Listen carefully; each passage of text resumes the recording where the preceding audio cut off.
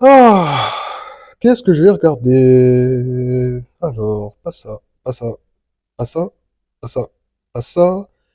Ah, attends, mais on est le 1er décembre, et si je regardais un téléfilm de Noël? Et ce qui est bien avec les téléfilms de Noël, c'est que peu importe la plateforme qu'on cherche, il y a vraiment du choix. Et je pense que je vais regarder celui-ci.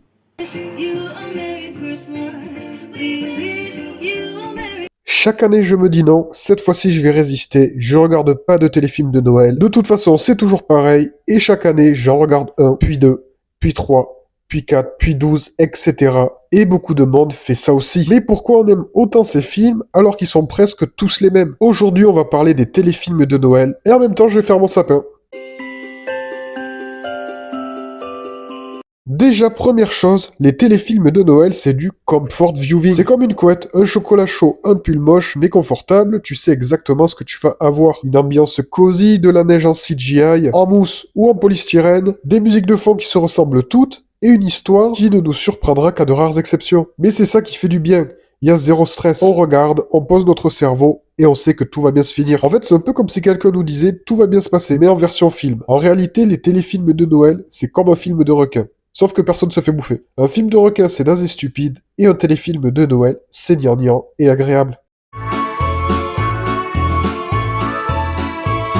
Alors, les scénarios des téléfilms de Noël, c'est très simple, car ça tourne autour de la romance, avec toujours les mêmes profils. Une businesswoman stressée, souvent de New York ou d'une autre ville des États-Unis ou alors du Canada, qui n'aime pas Noël ou n'a pas le temps pour l'amour, qui retourne dans son petit village pour une raison de la vie quotidienne, une boulangerie à sauver, un testament, un concours de cookies ou une panne de voiture. Elle rencontre un garçon simple, gentil, qui adore Noël et qui est souvent maladroit et charmant par cet aspect. Il est souvent père célibataire, veuf et très disponible quand on a besoin de lui. Soit la relation prend dès le début, soit ils ne s'aiment pas, enfin, jeu du chat et de la souris, puis ils s'embrassent sous la neige qui tombe exactement au bon moment, comme dans toute romance avec un baiser sous la pluie. Dans le fond, je pense que les téléfilms de Noël, ça fait rêver, car c'est toujours gai, rempli d'amour et de bienveillance, avec beaucoup de positivité, ce qui est assez loin de la réalité.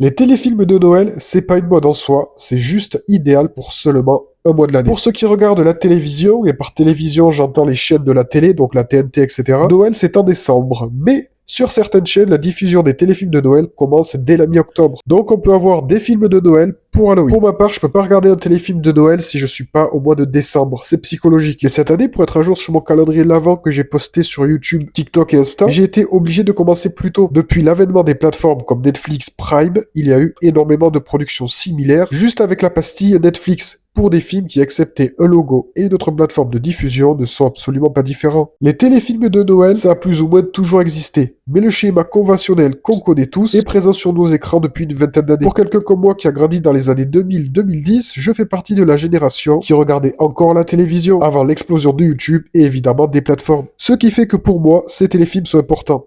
Car à l'époque, pendant les vacances, entre deux films populaires diffusés à la télé, il y avait toujours Noël quelque part. Ça fait 20 ans que Hallmark, Doolove, Passionflix et même maintenant Netflix et autres compagnies comme The Asylum, qui en font eux aussi, j'ai d'ailleurs hâte du Noël avec les requins, en sortent des dizaines chaque année. Et pourquoi? Parce que sans être dénigrant, un téléfilm de Noël, ça coûte pas cher, ça se tourne très rapidement, environ 2-3 semaines, et entre le streaming et les diffusions à la télé, c'est facilement rentable pour une chaîne de télévision ou une plateforme de VOD, car ça fait des millions de vues. Dans la période de novembre à janvier, c'est là où les gens binge-watch le plus. Donc vraiment, même si le monde s'écroule, je pense qu'il y aura toujours quelque part un téléfilm où quelqu'un tombe amoureux d'un chocolatier ou d'une reporter. Bon, je pense que jusqu'à présent, on aura compris, mais les téléfilms de Noël, c'est pas ce qu'il y a de plus original. Et ça va jusque dans leurs affiches. Faire une affiche pour un téléfilm de Noël, c'est simple. Il faut 3 couleurs principales. Rouge, vert, blanc. 2 acteurs qui se regardent ou qui sont dos à dos face à nous. De la neige, un sapin flou derrière, et le titre en police souvent doré. Et ils sont dans tous les lieux, en toutes circonstances. Christmas in Connecticut, un safari pour Noël, le grand bal du réveillon, Miracle à Manhattan, le pacte de Noël, les souliers de Noël, Noël à Snow Falls, le chien de Noël, les chats aventuriers de Noël, un Noël sur mesure, bref, partout. Tout le temps. Ce qui est drôle, c'est que si on enlève le titre sur une affiche et qu'on le remplace par une autre, on ne verra aucune différence. Et en soi, c'est facile de faire l'affiche d'un téléfilm de Noël, et voici quelques exemples. Christmas Cannibal Holocaust, Noël dans une station d'épuration, Noël à l'épicerie, une paella pour Noël. Enfin bref, vous avez compris l'idée. Deux personnages, un décor de fond et un titre avec Noël quelque part.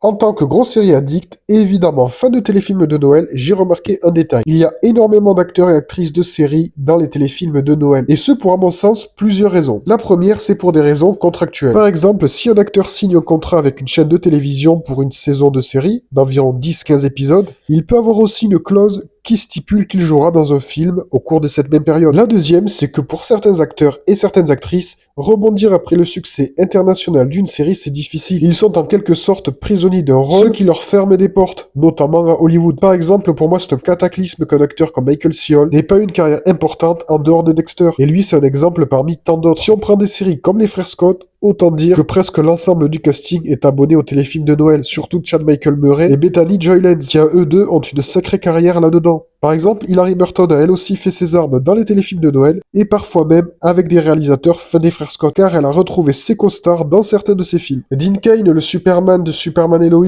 a lui aussi eu plusieurs rôles dans ses productions, entre 2-3 des TV d'action et des films de monstres de série B. Pour Desperate Housewives, c'est pareil, Jesse Metcalfe en a fait beaucoup, tout comme Terry Hatcher, Eva Longoria, et c'est pareil pour presque toutes les séries, surtout à cette période-là, dans les années 2000. Mais le plus triste dans la suite des carrières des acteurs et actrices de séries, même si je les aime beaucoup, c'est de finir chez Asylum. Et le fait qu'ils fassent des téléfilms de Noël montre qu'ils sont partout. Et ils en ont fait d'ailleurs un que j'ai vu, qui fait partie des pires films que j'ai vus de ma vie entière, Fiançailles à Noël. Et pas avec n'importe qui, avec Jennifer Freeman. Ça vous dit rien? Claire, dans Ma famille d'abord. Et vous savez qui est derrière la caméra? Anthony Sefferant. Je pense que ça vous dirait non plus. Alors accrochez-vous, car il a réalisé une saga que j'adore, mondialement connue pour sa bêtise, composée de 6 films diffusés sur Sci-Fi entre 2013 et 2018, qui a d'ailleurs un spin-off en préparation à l'heure actuelle. Vous ne trouvez toujours pas? Voici la réponse. Le réalisateur des Sharknado. Je parlerai de Fiançailles à Noël un peu plus tard dans la vidéo. Dans Pretty Little Liars, Janelle Parrish, Mona, a elle aussi joué dans pas mal de films de Noël, donc notamment Christmas in Cancelled, que j'ai regardé sur Prime Video en VOST.fr, avec des sous-titres pleins de fautes. Et pour que ce soit moi qui dise ça, faut vraiment qu'il y ait énormément de fautes. Et récemment, elle était dans Christmas of Duty. Elle a même joué dans un film qui me permet de faire une transition avec une autre actrice de série. Elle a partagé l'écran dans le film Holly et Evie avec Marisol Nichols et Hermione Lodge dans Riverdale, qui en plus d'avoir affronté le tueur au puzzle, a aussi fêté les fêtes de fin d'année plusieurs fois. Brandon Routh, le Superman de Superman Returns, est passé par la case téléfilm de Noël, tout comme Autumn Reeser de Newport Beach, Jessica Lange de Beverly Hills, Nouvelle Génération, Tori DeVito, Carrie la nounou dans Les Frères Scott, ou encore la sœur de Spencer dans Pretty Little Liars, bref, énormément de monde. La troisième raison, c'est parce que les tournages sont courts. Donc c'est parfait entre deux projets ou entre une saison de série. La quatrième, c'est que leur visage est familier, donc ça rassure le public et ça fonctionne sur moi par exemple. Quand je vois une personne comme Chad Michael Murray dans un téléfilm de Noël, je suis content. Comme de retrouver Ryan McPartlin, trop top, dans Chuck, un autre visage connu de ses productions que je prends toujours plaisir à retrouver. Et la dernière raison, à mon sens, c'est que des boîtes de prod comme Hallmark recrutent chaque année. Donc ça offre sur ce point un marché du travail relativement stable. Le téléfilm de Noël, c'est presque l'univers cinématographique parallèle, trop vite catalogué comme du sous-cinéma vers lequel se tournent les acteurs qui n'ont pas de carrière. Ce que je trouve trop péjoratif et que je n'apprécie pas. Maintenant, je vais parler de 5 téléfilms de Noël qui m'ont marqué et on va commencer tout de suite par le premier, les 12 Noëls de Kate. Kate est une jeune femme égoïste et déterminée, qui vit seule. Elle aime pas particulièrement les fêtes de Noël et pourtant elle se rend dans un magasin afin de faire les derniers achats pour son ex-copain. Elle s'évanouit quand une démonstratrice lui vaporise un parfum dans les yeux et à partir de ce moment-là, elle va revivre 12 fois la feuille de Noël. Et elle va redécouvrir l'esprit de Noël et renouer avec sa famille. Je crois que c'est la première fois que je vois Amy Smart dans un film très léger. La dernière fois que je l'ai vue, elle s'arrachait la mâchoire devant le miroir. Les 12 Noëls de Kate, c'est un téléfilm de Noël très classique dans son histoire, tournant autour de l'amour et des fêtes. Mais ce qu'il a en plus, c'est que le personnage de Kate est coincé dans une boucle temporelle. Pour une production du genre, c'est plutôt bien exploité, avec un bon rythme et un humour tout mignon. Là où on retrouve le côté classique, c'est qu'une fois de plus, la boucle temporelle est là pour faire prendre conscience des choses à son personnage principal. Dans le cas de Kate, c'est de renouer avec ses parents, d'oublier son ex et de vivre sa vie pleinement avec une nouvelle histoire d'amour. Les acteurs s'en sortent plutôt pas mal. Et ce que j'ai adoré dans ce film, c'est sa bande originale remplie de musique de Noël que j'adore. Et ça, c'est vraiment un petit film idéal pour la période actuelle. Maintenant, on va parler d'un film terrible dont j'ai parlé un peu plus tôt dans la vidéo, Fiançailles à Noël.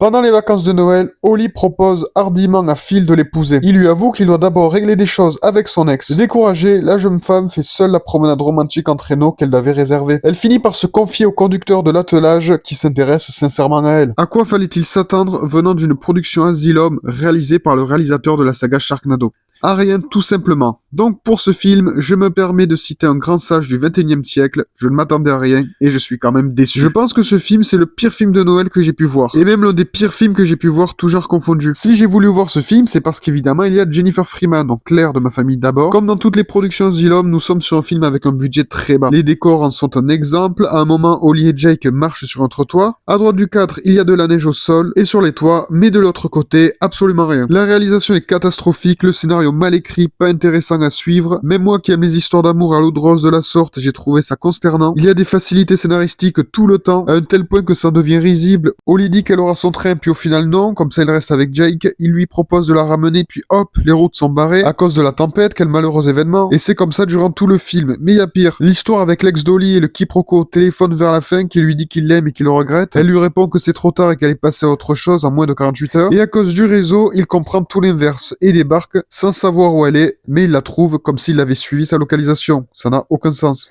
Et le dernier point négatif du film, ce sont les acteurs. Ils jouent tous très mal, à un tel point que je leur attribue un Razzie Award collectif. Coup de foudre avant Noël.